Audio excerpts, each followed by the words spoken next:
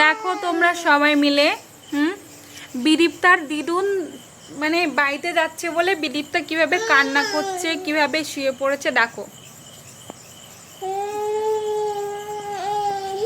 মাম্মা এই যে কি হয়েছে, কি হয়েছে মাম্মা?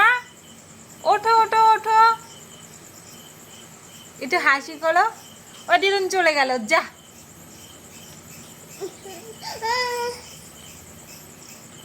যা।